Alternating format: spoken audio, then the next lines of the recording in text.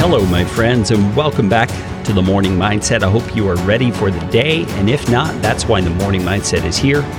I am here, and the Morning Mindset is here to help you get ready for the day, help you get your mind right and your thinking right for the day.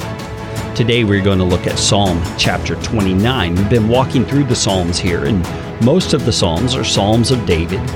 And David, who was king in Israel, the very first or second king, actually, of Israel, but the kind of the model king that the Old Testament holds up as the type of king who every king should aspire to be. David writes these psalms as acts of worship, as acts of expressing his own heart to the Lord and about the Lord. And this particular psalm, it's believed, was written as a song that may have been used in worship. And it is one of those songs that tells us how to think about God and tells us actions we should take toward God in our worship. Let's begin reading in Psalm chapter 29. It says, "Ascribe to the Lord, O heavenly beings. Ascribe to the Lord glory and strength. Ascribe to the Lord the glory due his name.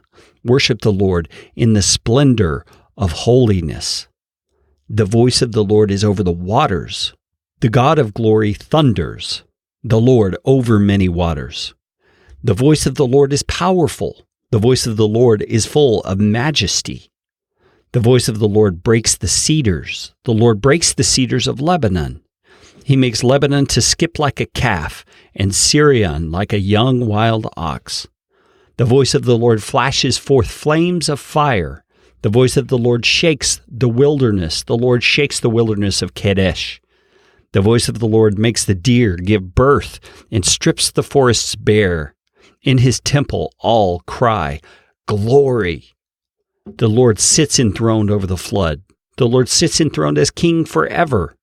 May the Lord give strength to his people. May the Lord bless his people with peace." Now, a psalm like this contains lots of imagery and descriptions that we don't necessarily understand right off the bat because they're not things that are happening in our day or things we experience from day to day. But what this chapter is doing is pointing out to us the majesty and greatness of who God is. And it does so in a way that's using lots of imagery and lots of description that give us an idea of who God is. Now, I love the way it starts out there where it says, "Ascribe to the Lord." And it refers to heavenly beings. It's saying, all you heavenly beings, you angels, ascribe to the Lord glory and strength. Ascribe to the Lord the glory due his name and worship him in the splendor of holiness. What ascribing is doing is it's giving to someone the things that are true of them. It's saying about them the things that are true about them. So when he's telling heavenly beings to ascribe to the Lord glory and strength, he's saying, think about it this way. Tell yourself, remind yourself that this is true of God. He is glorious and he is strong. He says it again, remind yourself, ascribe to the Lord the glory due his name. Did you know there is glory due to God? We owe him a debt of glory, a debt of worship, a debt of gratitude because of who he is. There's no other being like him.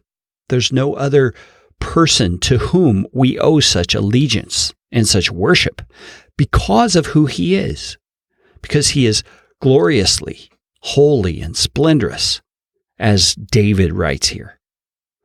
We could go through this whole chapter and just amplify it, but the point I want you to think about today is this.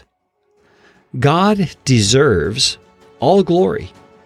He deserves all glory from you, and it's an act of your will to ascribe that glory to him, to say in your own mind, I will honor the Lord today. I will worship the Lord today. I choose to do it because of who he is, because of his greatness, because of the amazing God that he is.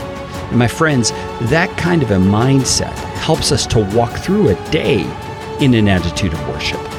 And I want to encourage you to take up that attitude today and ascribe to the Lord all the glory due his name in your life.